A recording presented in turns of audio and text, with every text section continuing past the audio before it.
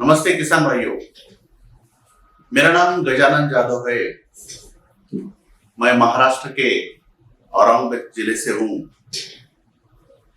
White gold trust ये एक किसानों के लिए काम करने वाली संस्था है, उसका मैं अध्यक्ष हूँ और booster plant genetics private limited इसका डायरेक्टर हूँ। किसान भाइयों, पिछले 25 सालों से हम महाराष्ट्र के किसान की उन्नति के लिए प्रयास कर रहे हैं। जिन प्रयासों का परिणाम किसानों का उपज बढ़ने में और किसानों को टेक्निकल इंफॉर्मेशन मिलने के लिए काफी हद तक हुआ है। अभी हम हिंदी भाषी किसानों के लिए भी इस साल से हमने काम शुरू कर दिया है। काफी हिंदी भाषी भाइयों का आग्रह था कि हम उनके लिए ये जो ज्ञान देते हैं, जो इंफॉर्मेशन देते हैं, वो सब हिंदी में देना चाहिए। तो इसलिए हमने मध्य प्रदेश, छत्तीसगढ़, तेलंगाना इन स्टेट्स में हिंदी भाषी किसान भाइयों के लिए भी हमने अभी काम करना शुरू कर दिया है। हम जो काम करते हैं इसमें मुख्य उद्देश्य हमारा किसान का उपज बढ़ाना, किसान का पर एकड़ खर्चा कम करना और उसकी जो खेती है वो फायदे में करना, यही हमारा मुख्य उद्देश्य है।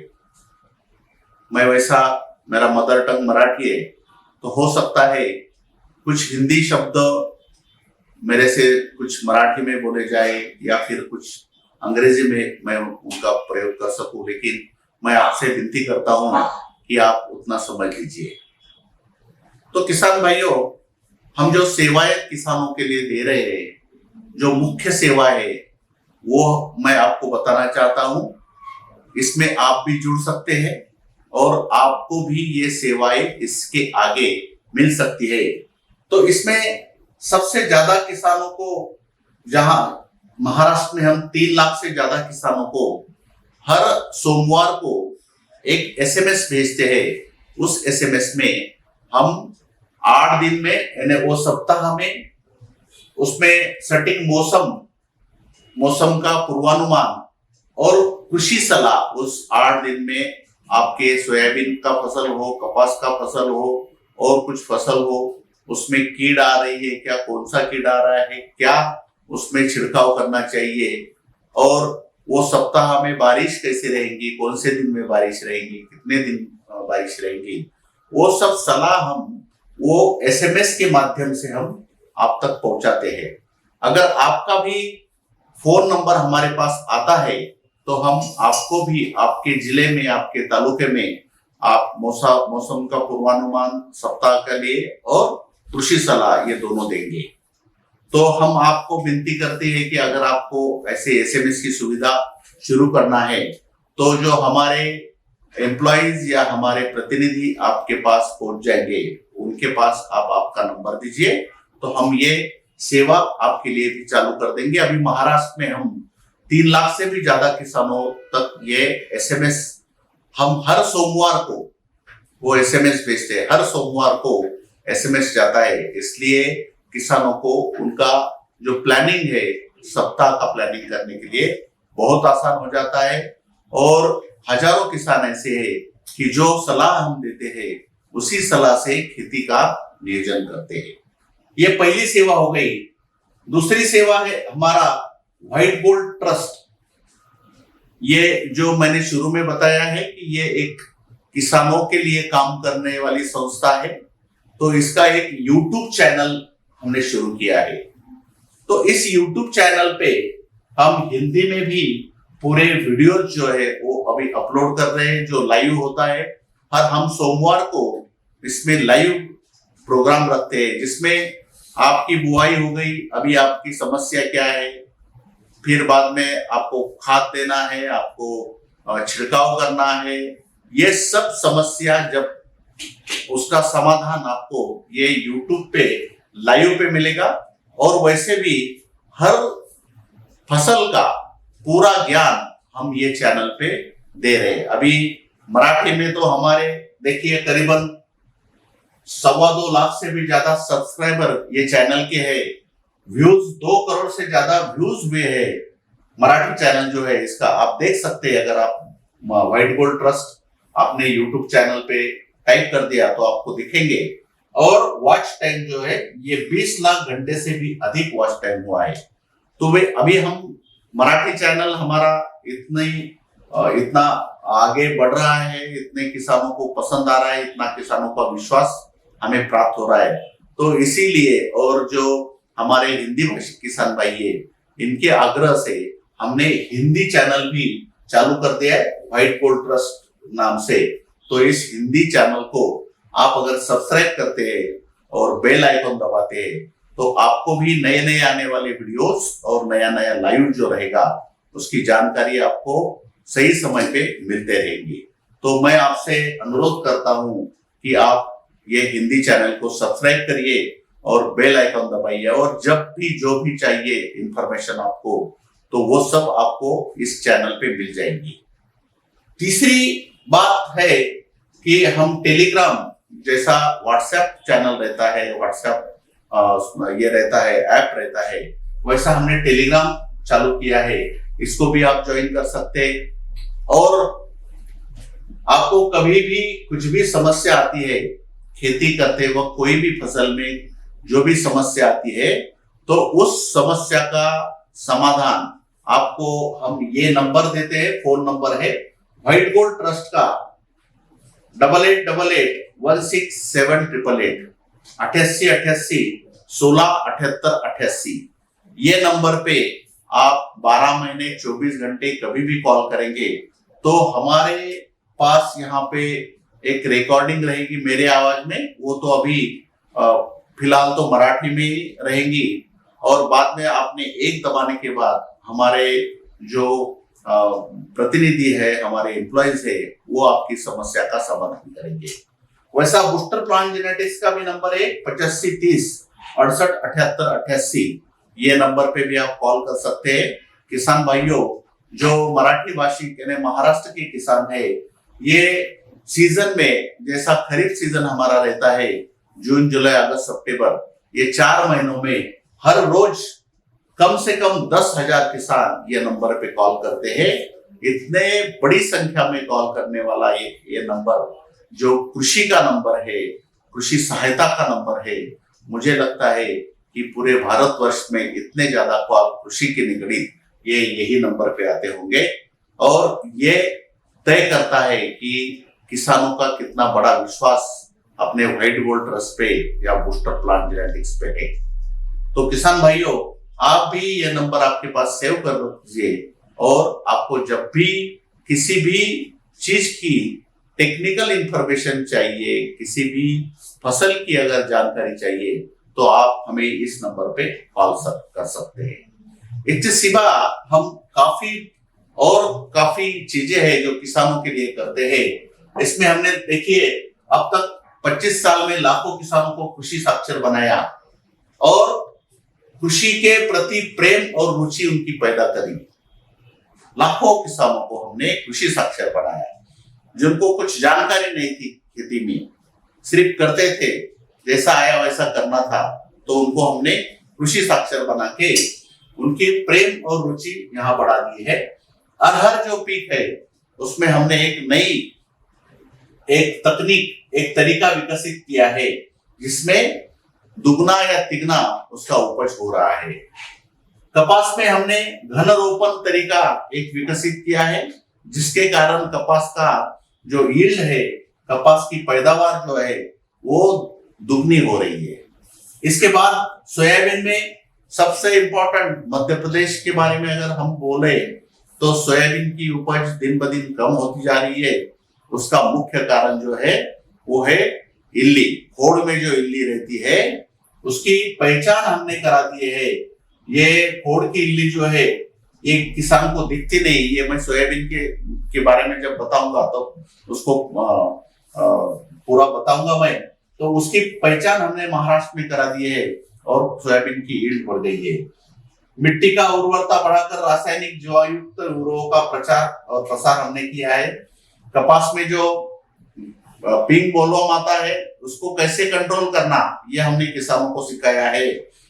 आनुवंशिक रूप से शुद्ध और उच्च गुणवत्ता वाले बीजों का उचित कीमत पर आपूर्ति हमने करवाया है। आपको जानकर खुशी होगी कि महाराष्ट्र में सोयाबीन का बीज बोलने के बाद सबसे पहले नाम अगर कोई आता है तो बूस्टर का आता है। तुअर का अगर कोई नाम लेता है, चने में का अगर कोई नाम लेता है बीज का, तो सबसे ज्यादा पसंदी बूस्टर के बीज को है। और उसका कारण है कि उच्च गुणवत्ता है और उचित कीमत है। उचित कीमत के साथ हम उच्च गुणवत्ता दे रहे हैं। और कीटनाशक भी हम प्रचलित बहु कीटनाशक, वाटर सोल्यूबल और कुछ टॉनिक जो कि किसानों के लिए जरूरी है, वो भी बूस्टर प्लांट जेनेटिक्स के माध्यम से हम बेच रहे हैं। अभी मैं आपको सोयाबीन के बारे में तकनीकी जानकारी देने वाला हूं, तो मैं आपको एक रिक्वेस्ट करता हूं कि आप ध्यान से सुनिए, क्योंकि मेरे 2-3 साल के अनुभव से मैंने जो देखा है कि पिछले कई सालों से मध्य प्रदेश में सोयाबीन की उपज दिन ब दिन कम होती जा रही है। इसके मुख्य कारण क्या है, हमने वो खोज लिए। पिछले 3 सालों में जो किसान, मध्य प्रदेश के किसान हमारे संपर्क में थे, हमने उनको ये बातें बताई और उनका उपज ये बहुत अच्छा बढ़ गया है। किसान भाइयों, मुझे बताते हुए खुशी होती है कि महाराष्ट्र में भी हमने पिछले 2-3 सालों में सोयाबीन का उपज जो एकदम कम हो गया था, उसको बढ़ाकर अभी मुझे आनंद होता है कि महाराष्ट्र के हमारे सैकड़ों किसान एकड़ में 14-15 क्विंटल तक भी ये यील्ड सोयाबीन का लेते हैं। 10 क्विंटल के ऊपर के हमारे हजारों किसान हैं, सैकड़ों किसान 15 क्विंटल के ऊपर के हैं। ये बातें कौन सी जरूरी है, ये हम आपको ये सोयाबीन के इसमें बताएंगे। तो सोयाबीन के किस्मों की विशेषताएं, तो शुरुआत करते हैं हम हमारे यहाँ और आपके मध्य प्रदेश में। कुछ किस्में जो है वो सेम लगती है, हमारे यहाँ जो लगता है वो आपके यहाँ लगता है। कुछ किस्में हमारे यहाँ अलग से ज्यादा की लगती है और कुछ किस्में जो है आपके यहाँ अलग लगती है। लेकिन जो कॉमन लगने वाली है, दोनों तरफ लगने वाली है, उनके बारे में कुछ आपको बताता हूं। पहली तो है JS 335। एक सबसे पहली बात मैं आपको बोलना चाहूंगा, सोयाबीन में 2 प्रकार की किस्में होती है। एक तो शाखाएं करने वाली, जिनको शाखाएं रहती है, मध्यम से ज्यादा शाखाएं रहती है, और दूसरी जो जिनको शाखाएं कम रहती है या नहीं रहती है, जो सीधी बढ़ती है, ऐसी। तो 335 जो है ये इसका अवधि है 100 दिन। ये वृद्धि का प्रकार मध्यम शाखाएं करने वाली ये किस्म है। आप जानते होंगे कि सबसे लंबे समय से और सबसे अधिक क्षेत्र में ये 335 की बुआई होती है। अभी करीबन 30 से 32 सालों से ये किस्म की बुआई होती है, लेकिन अभी थोड़ा सा ये 335 में थोड़ा कीट और थोड़ा सा रोग जो है उसमें बढ़ रहा है, इसलिए अभी इसकी थोड़ी सी कम क्षेत्र में बुआई हो रही है। दूसरी किस्म है JS 5560। ये मध्य प्रदेश में काफी जगह पे लगती है, क्योंकि इसका अवधि 80 दिन का है। वृद्धि का प्रकार जो है वो सीधी बढ़ने वाली किस्म है। ये शाखाएं नहीं करती है, सीधी बढ़ती है। ये अन्य विशेषताएं में जो है कम बारिश के भागों में, जहां कम बारिश होती है वो भाग में, या जल्दी बारिश खत्म होती है, उसके लिए बहुत अच्छी किस्म है। दूसरी बात, इसको अगर आपको उपज बढ़ानी है तो इसको जितना ज्यादा डालो, 1 एकड़ में 35 से 40 किलो अगर बीज आप डालते हैं तो इसका उपज आपको बढ़ जाएगा, क्योंकि ये तो शाखाएं करती ही नहीं, खड़ी ये होती है। तो 1 एकड़ में 35 से 40 किलो इसका बीज का आप प्रमाण रखिए, इसमें आपको अच्छा। ये जो बैग है ये 5560 का बूस्टर का जो बैग है, ये 335 भी जो है ये बूस्टर का जो है बीज, उसका बैग का फोटो है। बाद में 9305, ये काफी एरिया में आपके यहाँ लगती है। इसका अवधि 95 दिन 95 डेज का है। ये वृद्धि का प्रकार, ये भी सीधे बढ़ने वाली है। और अन्य विशेषताएं में 9305 में आपको 4 दानों की फली 20 से 25% मिलेगी, बाकी फलियां जो है 3 दानों की, और इसमें कीट और रोग जो है वो कम आते हैं। ये फुले संगम केडीएस 726 पिछले साल महाराष्ट्र में काफी क्षेत्र में लगी थी। इसकी विशेषताएं मैं बोलता हूं, ये इसका अवधि 110 दिन है, यानी लेट आने वाली किस्म है। तो इसको अगर आपके यहाँ सिंचाई की व्यवस्था है, आपकी जमीन भारी है, या फिर लेट अक्टूबर तक बारिश होती है, तो ही इसको लगाना।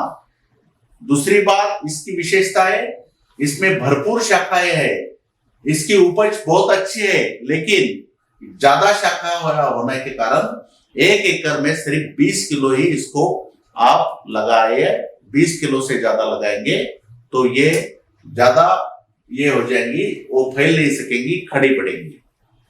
और एक बात है, इसकी उपज अच्छी है, लेकिन इसमें कीड़ और रोग थोड़े से दूसरे किस्मों से ज्यादा आती है। इसलिए इसको देख के, उपज तो ज्यादा है लेकिन लेट भी चलती है और कीट रोग भी थोड़े से ज्यादा आते हैं, लेकिन उपज ज्यादा है। ये नई एक किस्म है केडीएस 753। इसका अवधि 100 दिन का है। वृद्धि का प्रकार भरपूर शाखाएं इसको है, और अन्य विशेषताएं भरपूर शाखाएं होने के कारण इसको भी 1 एकड़ में सिर्फ 20 किलो या तो लगाना है आपको, या फिर बुआई करना है। बुआई भी करना है तो पतली बुआई करना है। इसका भी उत्पाद जो है ये काफी अच्छा है। केडीएस 753 फुले की मैया। और एक नई महाराष्ट्र में अब अच्छे चलने वाली जो किस्म है वो है MAUS 612। 100 दिन की है, मध्यम शाखा है। 30 किलो 1 एकड़ में बुआई करनी पड़ेगी, और सभी वातावरण में इसका अच्छे रिजल्ट परिणाम आए हैं। इसके बाद में DS 228, इसका भी 100 दिन का है, मध्यम शाखा है। 30 किलो, दाने का आकार इसका बड़ा है।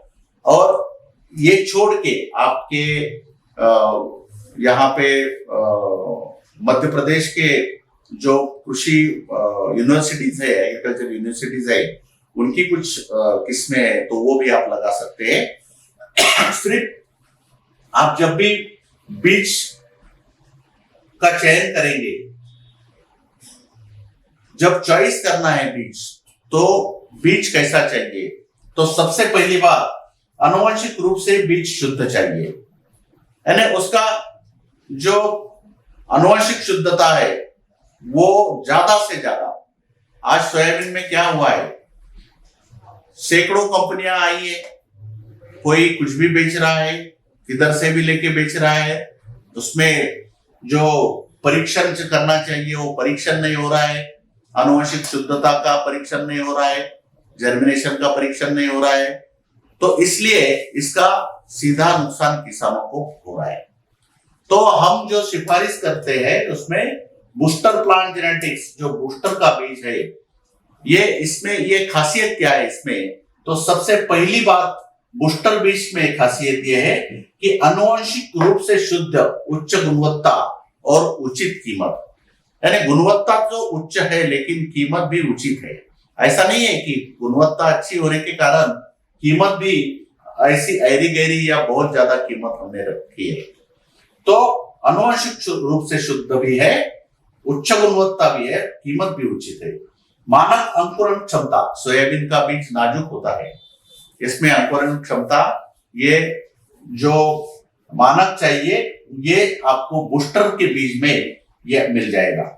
बूस्टर का हर एक बीज जो है वो कड़ी परीक्षण से ही निकल के बाजार में आता है। और मैं तो ये बोलता हूं, यदि उपलब्ध हो तो बूस्टर बीज अवश्य लगाएं। बूस्टर सोयाबीन महाराष्ट्र में अगर आप पूछेंगे तो जो सबसे ज्यादा डिमांडेड प्रोडक्ट है सोयाबीन में, सबसे ज्यादा जिसकी मांग है वो है बूस्टर। तो उसको हम मध्य प्रदेश के किसानों के लिए भी दे रहे हैं। आप एक बार इसको परीक्षण कर सकते हैं, एक बार उसको लगा के देख लीजिए, आपको दूसरे अन्य बीजों से इसमें काफी फर्क दिखेगा। तो आपको अगर मिलता है, उपलब्ध होता है, तो बूस्टर का बीज का डिमांड करिए, आप अवश्य लें। अभी सोयाबीन में जो महत्वपूर्ण बातें हैं, तो बुआई करते समय सबसे महत्वपूर्ण क्या है? तो पहली बात जो है वो 75 से 100 मिलीमीटर बारिश के बाद जमीन के ठंडे होने तक बुआई न करें। हमने देखा है काफी किसान जल्दबाजी में, कम बारिश में या जमीन ठंडी नहीं होने से पहले ही बुआई कर देते हैं, तो वहां पे फिर जर्मिनेशन प्रॉब्लम्स आ जाते हैं। तो 75 से 100 मिलीमीटर बारिश होने के बाद और जमीन ठंडी होने के बाद उसको आपको देखना पड़ेगा। अगर जमीन पूरी तरह से ठंडी हो गई तो आप बुआई कर सकते हैं। दूसरी बात जो है सोयाबीन की इसमें महत्वपूर्ण वो है 5 सेंटीमीटर से अधिक गहराई में ना बोए। ज्यादा गहराई में अगर बो दिया तो उसका जर्मिनेशन प्रॉब्लम्स आता है। तो 5 सेंटीमीटर से अधिक गहराई में ना बोए। प्रशिक्षित चालक, जो ट्रैक्टर का चालक है वो प्रशिक्षित चाहिए, उसको पता चाहिए कितना गहराई तक बुआई करनी चाहिए, 1 एकड़ में बीज कितना पड़ने के लिए कितना कैसा गियर का सेटिंग चाहिए, ये सभी जानकारी वाले ही प्रशिक्षित चालक से बुआई करे। बीजोपचार के बाद ही बुआई करे। ये बीजोपचार का महत्व मैं आपको आगे बताऊंगा। अंकुरन की जांच करने के बाद बुआई करे और ढलान पर क्षैतिज रूप से पौधे लगाए। ये है बातें बुआई करते समय महत्वपूर्ण। अभी उपज बढ़ाने के लिए आपको मैं बोलता हूं, मध्य प्रदेश छत्तीसगढ़ के काफी किसान हमसे जुड़े हैं यूट्यूब के माध्यम से, जो थोड़ी थोड़ी मराठी भाषा जानते हैं। उन्होंने जो हम सिफारिश करते हैं तो उन्होंने करना चालू कर दिया। अब हमें बताते वक्त खुशी होती है कि हजारों हिंदी भाषी किसान भी हमारे साथ जुड़े हैं और उसकी संख्या लाखों में होने में ज्यादा टाइम नहीं लगेगा, क्योंकि हम जो बातें बोलते हैं उससे किसान की उपज बढ़ रही है और ये साइंटिफिकली प्रूव्ड है। अभी पहली बात हम जो उसमें बोलते हैं सोयाबीन का और चने में अगर आपको उपज बढ़ाना है तो बीबीएफ पद्धत से ही बुआई करें। ये बीबीएफ पद्धत क्या है? इसका मतलब है ब्रॉड बेड फरो। जो ब्रॉड बेड फरो रहते हैं, ये अभी देखिए आप ट्रैक्टर को लगा हुआ ये जो बुआई यंत्र है, तो इसमें 2 जो है ये फरोज है, जहां हम क्या बोलते हैं इसको, जो सरी बोलते हैं या फरो बोलते हैं। और यहाँ पे जो बुआई होती है ये जो 5 तास है, 5 ये है, तो इसके बाद में 5वां या 6वां जो है इसको बोलते हैं नाली। एक नाली 5वीं या 6ठी ये नाली होती है। ये देखिए, ये तो बुआई के ये इसमें ये आ गया, सीड आ गया, और ये जो आखिरी वाला है इसको ये नाली गिरने के लिए 5वां या 6वां जो है ये नाली गिरती है। इससे क्या फायदा होता है? तो सबसे पहले ये पद्धत जो है बीबीएफ पद्धत से 15 से 20% तक उपज में बढ़ोतरी होती है। 15 से 20%। आप बोलेंगे कि यहाँ तो नाली पड़ रही है तो ये तो संख्या कम हो जाएगी, बीज की संख्या कम हो जाएंगी, झाड़ों की संख्या कम हो जाएंगी, तो उपज कैसा बढ़ेगा? तो इसका कारण है ये जो नाली पड़ेंगी तो इसके बाजू में जो 2 रहेंगी लाइन्स रहेंगी, तो इसको ज्यादा से ज्यादा सूर्य प्रकाश मिलेगा, ज्यादा से ज्यादा हवा वहां पे रहेगी, तो ये पौधों को ऑलमोस्ट डबल, ज्यादा दुगनी से ज्यादा उसको फलियां लगेंगी। और दुगनी से ज्यादा अगर फलियां लगती है तो अपने आप वहां पे जो उपज है वो 15 से 20% बढ़ेंगी। ये मैं आपको प्रयोग नहीं बोल रहा हूं, ये सिद्ध हुआ है। महाराष्ट्र में हमारे हजारों किसान ये पद्धत से बुआई करते हैं। दूसरी इसका फायदा दूसरा क्या है? तो अतिरिक्त पानी या पानी के तनाव प्रति सहनशील। क्या होता है, जब भी देखिए ज्यादा बारिश हो गई तो आपके पूरे खेत में पानी जमा होता है, लेकिन अगर बीबीएफ तरीके से आपने बुआई की तो ये पानी जो है ये सिर्फ नाली में जमा हो जाएगा और बाकी जो हिस्सा है यहाँ पे पानी नहीं रहेगा। तो इससे क्या होगा? इससे जो आपका बीज खराब नहीं होगा, आपका पौधा खराब नहीं होगा, उसकी जड़ें खराब नहीं होंगी। ये देखिए यहाँ अपने आप नाली पड़ी है और बाकी पूरा ऊपर आ गया, इसलिए ब्रॉड बेड फरो। ऊपर जो है आपका पौधे जो है ऊपर रहेंगे, उसके बाजू में नाली पड़ जाएगी। ये देखिए ज्यादा बारिश हो गई तो ये जो है सिर्फ नाली में जम गया पानी, ऐसा। ये इधर जो लाइन्स है इसमें दुगनी फलियां लगती है। तो अगर ज्यादा बारिश हो गई तो नाली में, और कम बारिश हो गई तो क्या होगा, देखिए अभी यहाँ पे कम बारिश हो गई तो नाली में पानी जमा होके जब भी अपने पौधों को मिस बारिश में अगर गैप पड़ता है, ज्यादा दिन का सूखा होता है, तो ये नाली में पानी जमने के कारण उसकी जो ये जो मॉइस्चर है वो पूरे बेड तक मिलेगा। तो अगर ज्यादा बारिश हो गई तो भी फायदा, और कम बारिश हो गई तो भी फायदा। तीसरा क्या है इसका फायदा, स्प्रेइंग सिंचाई के लिए सुविधाजनक। ये देखिए इसमें अगर इतना गैप है तो आप आखिरी तक इसका छिड़काव, कीटनाशकों का छिड़काव आखिरी तक कर सकते हो। अगर ये गैप नहीं रहता तो क्या होता है कि आखिरी में छिड़काव करने के लिए आदमी डरता है, इसलिए आखिरी तक इसमें छिड़काव कर सकते हैं। और अगर सिंचाई करनी है अर्जेंसी में, बारिश में गैप पड़ गया, बारिश का कई दिनों से नहीं आ रही है, तो आप ये जो गैप है, ये जो नाली है, इसमें से पाइप डाल के छिड़काव भी कर सकते हैं। और क्या कर सकते हैं, इसका फायदा क्या है, तो बीजों में 15 से 20% की बचत हो जाएगी। जब आपका पांचवा या छठवा यहाँ ये नहीं आएगा, लाइन नहीं आएगी, वहां नाली पड़ जाएंगी, तो 15 से 20% तक की बचत बीज में भी हो जाएगी।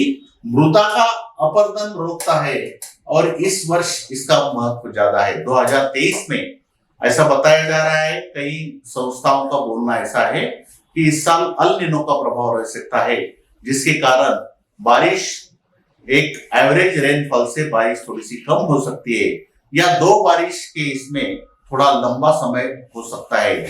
इसलिए ऐसे साल में तो इसका करना अत्यंत जरूरी है। तो किसान भाइयों, आपको अगर इतना विश्वास नहीं आता है तो आप इसका 1 एकड़ में ऐसा करके देखिए। मैं विश्वास देता हूं अगले साल आप पूरे खेत में बीबीएफ पद्धति से ही बुआई करेंगे। ये बहुत अच्छा 15 से 20% ये उपज बढ़ाने का, और इसके साथ ये भी फायदे आपको मिल जाएंगे। दूसरी बात, आपको अगर ये इसमें कैसा कर सकते हैं, ये बीबीएफ बोले तो ब्रॉड बेड फरो है, ट्रैक्टर से जुड़ी बीबीएफ मशीन के माध्यम से, जो ट्रैक्टर को जोड़ के बीबीएफ मशीन आती है बुआई की, ये आप मशीन ले सकते हैं, बीबीएफ मशीन ट्रैक्टर माउंटेड। और दूसरी 5वीं या 6ठी नाली छोड़कर वहां नाली बनाकर वो रिक्त छोड़ देना, 5वीं या 6ठी जो ये है वो रिक्त छोड़ देना, और वहां पे एक नाली बना देना। तो ऐसा आप बीबीएफ का उपयोग कर सकते हैं। उसके बाद में किसान भाइयों, आपके मध्य प्रदेश में मैंने काफी किसानों से बात की है, तो मुझे पता चला कि 95 या 99% किसानों को जो सोयाबीन में कीड़ आती है उसके बारे में पता नहीं, सिर्फ इल्ली के बारे में पता है। तो सोयाबीन में एक कीड़ आती है जिसका नाम है स्टेम फ्लाई, खोड़ कीड़, और गर्डल बिटल मक्खी, खोड़ मक्खी और गर्डल बिटल। ये जो 2 कीड़े हैं ये काफी ज्यादा नुकसानकारक है, और ये किसान को दिखती नहीं है। आपको पता क्यों नहीं है? हमें महाराष्ट्र में हजारों नहीं लाखों किसानों को इसके फोटो बताए, इसके वीडियो बताए। हमारे सैकड़ों प्रतिनिधि, हमारे स्वयंसेवक जो है वो गांव-गांव में घूम के उन्होंने दिखाया कि भाई ये देखिए खोड़ में इल्ली है, जड़ तक जा रही हो, जो खोड़ को पूरा ये बना रही है। तो ये जो इल्ली है ये आपको दिखती नहीं। इसका कारण जो है, ये बुआई होने के बाद 15 दिन में ही जो पत्ता है, तीसरा लीफ जो आता है, थर्ड लीफ जो आता है, उसमें से अंदर वो पूरा इसमें जाती है, खोड़ में जाती है, बाजुओं में जाती है। और उसके कारण क्या होता है, अपने को तो वो झाड़ तो पौधा तो मरता नहीं, लेकिन जब जिसको उसको फलियां लगती है तो जमीन से जो आने वाला अन्न है वो सब उसको नहीं मिलता। उसके कारण ये जो आपका ग्रेन साइज है वो छोटा हो जाता है, फलियां बराबर भरती नहीं, फलियां वैसी ही रह जाती है, फलियां पे दाग पड़ते हैं, फलियां गिर जाती है, और उपज में सीधा नुकसान हो जाता है। और दूसरा एक नुकसान जो होता है ये रोग के कारण, जब बुआई करते हैं तो अपना जो बीज है उस बीज पे कुछ बुरशी, कुछ फंगस रह सकता है। तो अगर आप, जैसा हम बोलते हैं 2 बूंद जिंदगी के, बच्चों को जो टीकाकरण करते हैं उसको 2 बूंद जिंदगी के बोलते हैं, तो ऐसे अगर आप बीज प्रक्रिया करते हैं, बीजोपचार करते हैं, तो आगे आने वाली 2-3 समस्याएं ये बिल्कुल हल कर देगा। तो पहली समस्या जो है वो सबसे ज्यादा जो किसानों को पता नहीं, जो खोड़ के अंदर इल्ली रहती है वो पूरा खोड़ को पोकरती है, वो पूरा हलो कर देती है, पूरा खोड़ खा के अंदर से पूरा वो खा लेती है। तो उसका कंट्रोल करने के लिए रिहांश नाम का, ये देखिए आप इसका नाम लिख लीजिए, रिहांश, ये काफी प्रभावी है। ये बीजोपचार अगर आप करेंगे, इसका बीजोपचार करना है 4 मिली, एक किलो को 4 मिली। अगर आप 1 एकड़ में 30 किलो बीज डालते तो 120 मिली ये दवा लेना है आपको। इससे जो स्टेम फ्लाई, गर्डल बीटल जो कीड़ आती है जिसका इल्ली बनती है, ये नहीं आएंगी शुरू में 20-25 दिन तक। और इसके साथ में राइजर नाम की एक दवा है, इससे जड़ें आपकी मजबूत होंगी, शुरू में उसका ग्रोथ अच्छा होगा। तो ये सब बातें ये 2 दवाओं से होंगी। और इसके साथ जो थायरम रहता है, जो बीज के बैग में रहता है, या फिर आप बाजार से भी थायरम ले सकते हो, थायरम प्लस कार्बोक्सिन, ये एक दवा आती है, वो भी आप ले सकते हैं। उसको 2-3 ग्राम पर किलो ऐसा करिए, ये 4 मिली, ये 4 मिली, और थायरम 2 से 3 ग्राम प्रति किलो, ये सब एक जगह पे मिला के इसका मिक्सचर कर लीजिए। और इसको बुआई के पहले ये सब बीज को लगा के, बीज को थोड़ा सा छांव में सुखा दीजिए आधा 1 घंटे के लिए, और उसके बाद में बुआई करिए। आप देखिए इसमें कितना फर्क दिखेगा। इसके कारण आपके बीज सेफ रहेंगे। इसका जो बुरशी रहती है, फंगस डिसीजेस होते हैं, सीड बॉर्न डिसीजेस को कंट्रोल मिल जाएगा। आपके शुरू में जो स्टेम फ्लाई, गर्डल बीटल आने वाली थी उसको कंट्रोल मिल जाएगा, और आपकी जड़ें मजबूत होंगी, और शुरू की जो ये है उसका विगर जो है वो बहुत अच्छा रहेगा। इसलिए मैं तो बोलता हूं, इसलिए आप अगर नहीं चाहता तो कम से कम 1 एकड़ में ये बीजोपचार करके देखिए, आपको बहुत ज्यादा उसमें फायदा हो जाएगा। इसके बाद में भारत में जो सोयाबीन आया वो सबसे पहले मध्य प्रदेश में आया, और मध्य प्रदेश में गए 35 से 40 सालों से सोयाबीन काफी लोग बुआई कर रहे हैं। मेरे अनुभव से मुझे जो किसानों ने बताया, जो शुरू में 12 क्विंटल एकड़ में 14 क्विंटल होता था, 10 पे आ गया, 8 पे आ गया, 6, 5 पे आ गया, और अब काफी लोगों ने सोयाबीन बोना छोड़ दिया। इसके जो प्रमुख कारण है, जो मैंने पहले बताया, जो कीड़ आती है वो किसानों को पता नहीं है, और दूसरा कारण जो है वो है sulphur. Soybean is a sulphur loving crop, यानी जमीन में का जो सल्फर है वो ज्यादा से ज्यादा सोयाबीन उठाता है। उसका परिणाम क्या होता है? सल्फर उठाने से क्या होता है? जमीन में का सल्फर की लेवल जो है वो कम हो जाती है, और सल्फर एक ऐसा सेकेंडरी न्यूट्रिएंट है कि वो अगर कम होता है तो जमीन में का एनपीके, नत्र, नाइट्रोजन, फास्फोरस और पोटेश, इसको वो क्रॉप को अवेलेबल नहीं होने देता।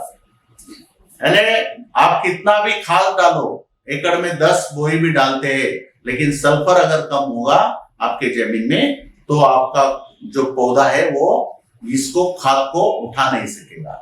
और इसी का कारण है, सल्फर कम होने के कारण आपका उपज कम हो गया है, काफी कम हो गया है। इसलिए मैं आपको एक विनती करता हूं कि अगर आपको उपज बढ़ाना है, सोयाबीन अगर आप बोते हैं, तो हर मध्य प्रदेश के किसान को, हमने महाराष्ट्र में बोला है कि अगर आप 6-7 साल से कंटिन्यूअसली लगा रहे तो आपको सल्फर यूज करना है। लेकिन मैं मध्य प्रदेश में बोलूंगा, क्योंकि आप कई सालों से, हमसे भी ज्यादा सालों से पहले से आप सोयाबीन बो रहे हैं, तो आपके जमीन का सल्फर 100% कम हुआ है। आप तो, मैं तो ये बोलूंगा सिर्फ सोयाबीन को ही नहीं, आप कोई भी फसल लीजिए, एक 2-3 साल तक उसको सल्फर जो है बुआई के वक्त सल्फर डालिए। सोयाबीन को तो आपको डालना ही है, लेकिन दूसरे फसल को भी, क्योंकि अगर उसपे आपने पहले सोयाबीन लिया है कंटिन्यूअसली तो वो जमीन में का सल्फर कम हुआ है। तो बुआई के वक्त आपको 2 किलो सल्फर WDG डालना है।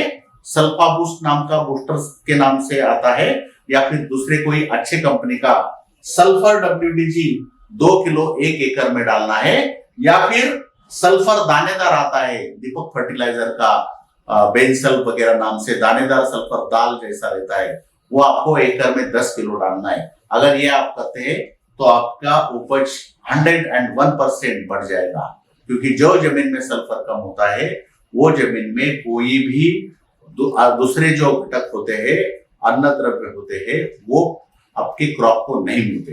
तो ये सल्फर का उपयोग आप पक्का करिए। उसके बाद में आपको अगर उपज बढ़ानी है तो मैंने पहले जैसा बताया कि 2 प्रकार की किस्में रहती है, एक शाखाएं करने वाली और दूसरी सीधे बढ़ने वाली। तो आप जब बुआई करते हैं तो मेरा अनुभव ऐसा है कि काफी किसान जो है तो बुआई का जो अंतर रहता है वो सब खेतों के लिए सरीका रखते हैं, सब किस्मों के लिए सरीका रखते हैं। तो मेरा बोलना यहाँ पे ऐसा है, अनुमान ऐसा है, हमारे हजारों प्रयोग से ये सिद्ध हुआ है कि जो किस्में शाखाएं करते हैं वो किस्मों में बुआई में 2 लाइन में अंतर ज्यादा रखना चाहिए, और जो सीधी बढ़ती है उसमें बुआई में 2 लाइनों में अंतर कम करना चाहिए। उसमें भी आपकी जमीन कैसी है वो हिसाब से आपको ये अंतर रखना है। हमने जो हजारों प्रयोग किए हैं इसमें ये सिद्ध हुआ है, अगर आपकी भूमि भारी है और शाखाएं वाली किस्में आप लगा रहे हैं तो 2 से 2.5 फीट आप बुआई में का अंतर रखिए, 2 से 2.5 फीट इतना। अगर भूमि भी भारी है और शाखाओं वाली, जैसे शाखाएं ज्यादा करने वाली अगर आप किस्म लगाते हैं तो 2 से 2.5 फीट रखिए, और सीधी बढ़ने वाली किस्में है 9305 है, 9560 है, तो आप इसमें ज्यादा से ज्यादा भारी भूमि में 1.5 फीट और हल्की भूमि में सिर्फ 1 फीट, जो सीधी बढ़ने वाली है बगैर शाखाएं वाली जात है, वहां 2 लाइनों में अंतर कम करना चाहिए, और जो शाखाएं करने वाली है वहां 2 लाइनों में अंतर बढ़ाना चाहिए। अगर मध्यम भूमि है तो 1.5 से 2 फीट शाखाएं वाली किस्में, और सीधी बढ़ने वालों में 1.25 फीट, 14-15 इंच बस। और हल्की भूमि है तो शाखाओं वाले में 1.5 फीट, 2 लाइनों में अंतर 1.5 फीट रखिए, और सीधी बढ़ने वाली किस्में में सिर्फ 1 फीट का अंतर आपको रखना है। अगर इतना आप बदल करते हैं आपकी बुआई में, थोड़ा सा कष्ट लगेगा, आपको ट्रैक्टर की सेटिंग चेंज करने पे पड़ेगी, या फिर बुआई के जो साधन है उसकी सेटिंग थोड़ी सी चेंज करने पड़ेंगी, लेकिन आप करके देखिए, इससे आपको 15 से 20% उपज ज्यादा आने की चांसेस है, इससे ये तय हुआ है। खरपतवार नाशक का आप प्रयोग करते होंगे तो बुआई के तुरंत बाद पूर्व अंकुर के पहले अच्छी नमी होने पर डाइक्लोसुलाम स्ट्रॉन्ग आर्म 12.4 ग्राम, ये इसके काफी लोगों को अभी रिजल्ट्स नहीं आ रहे। इसकी वजह क्या है? हम कम पानी का इस्तेमाल करते हैं, हम गंदे पानी का इस्तेमाल करते हैं। तो 1 एकड़ में कम से कम 150 से 200 लीटर पानी का छिड़काव होना चाहिए, तभी आपको इसके रिजल्ट्स आएंगे। कोई भी खरपतवार नाशक जो है 1 एकड़ में उसको 150 से 200 लीटर पानी चाहिए। अगर आप कम पानी इस्तेमाल करेंगे तो उसके रिजल्ट्स कम आएंगे।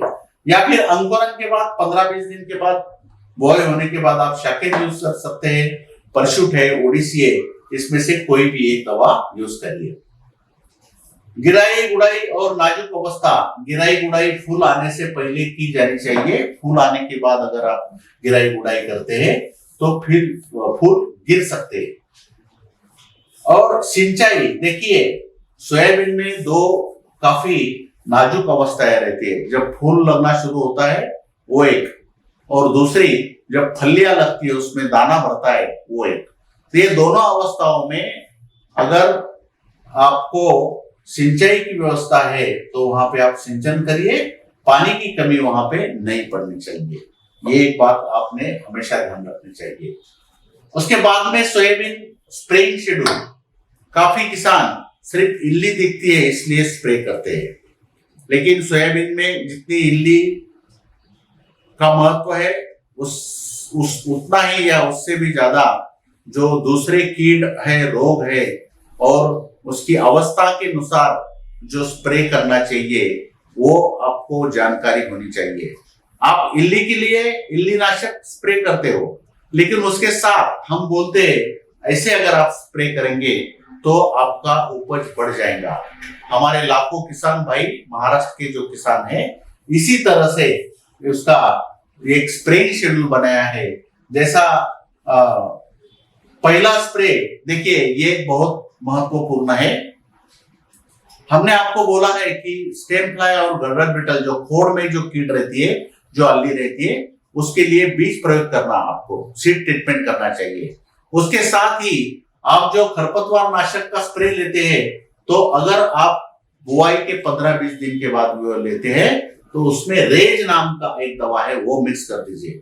आपको अलग से कोई खर्चा नहीं लगेगा, लेकिन उस रेज के कारण आपका जो स्टेम फ्लाई और गलगल बिटल है उसको आप बहुत अच्छी तरीके से कंट्रोल कर सकेंगे। जो बचा कुचा बीज प्रयोग करने के बाद जो बचते हैं वो रेज से आपका कंट्रोल हो जाएगा। पहला जो स्प्रे है रोपण के 30-35 दिनों के बाद में, 30-35 दिन के बीच में आपको जेनॉफ J1261 लेना है। अगर योग्य ग्रोथ हो, योग्य बढ़ रहा है सोयाबीन और कम अगर बढ़ रहा है तो इसमें जेनॉफ, रिफ्रेश और परिस 19-19-19 लेना है।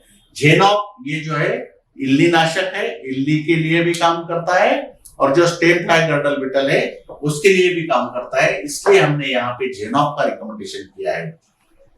तीसरा स्प्रेइंग जो है ये 45 से 50 दिन के बीच में लेना है। तब आपके यहाँ, आपके मध्य प्रदेश में काफी इसमें आपका काफी क्षेत्र में येलो मोज़ेक और लीफ रिंकल मोज़ेक ये दिख रहा है। तो ये मोज़ेक जो है ये वायरस है, इसको तो कंट्रोल करने वाली दवाई पूरे दुनिया में नहीं है, लेकिन इसको जो प्रसार करता है, इस वायरस को जो स्प्रेड करता है, प्रसार करता है, वो सकिंग पेस्ट करता है। और उसको अगर आप कंट्रोल करेंगे, सकिंग पेस्ट को कंट्रोल करेंगे तो अपने आप वो वायरस रुक जाएगा। तो उसके लिए और साथ में इल्लियों को कंट्रोल करने के लिए हमने जो तीसरा स्प्रे दिया है इसमें ईमान पांडा सुपर दिया है, रोग के लिए विसल्प दिया है और फूल पड़ने के लिए रायबा दिया है। ये रोपण के 40-45 दिन के बाद। चौथा स्प्रे जो है ये आवश्यकता अनुसार, अगर आवश्यकता आती है, अगर इल्ली आपके यहाँ दिखती है तो गनेट 40 मिली या फिर कोराजन ले सकते हैं 6 मिली। उसके साथ में भी हमने पांडा सुपर दिया है, क्योंकि ये पांडा सुपर गैसेस एक्शन वाला दवाई है, अपना कीटनाशक है। ये रस चूसने वाली कीड़ी और अल्ली दोनों को भी कंट्रोल करता है। तो इसका भी आपको ये तरीके से अगर आप स्प्रेइंग शेड्यूल फॉलो करेंगे तो आपको कुछ अलग से खर्चा लगने वाला नहीं, वही खर्चे में होगा, लेकिन जो चाहिए जब चाहिए तब आप स्प्रे कर सकेंगे। भाइयों, ये अगर आपने सब किया तो सोयाबीन का उपज 101%, आप खुश हो जाएंगे। आप आशीर्वाद देंगे हमें, जैसा महाराष्ट्र के लाखों किसान हमें आशीर्वाद दे रहे वैसा आप भी देंगे, क्योंकि ये जो बातें बताई है मैंने उपज बढ़ाने के लिए बहुत ही महत्वपूर्ण बातें हैं और ये आपको 101% आपको इससे फायदा हो जाएगा। धन्यवाद।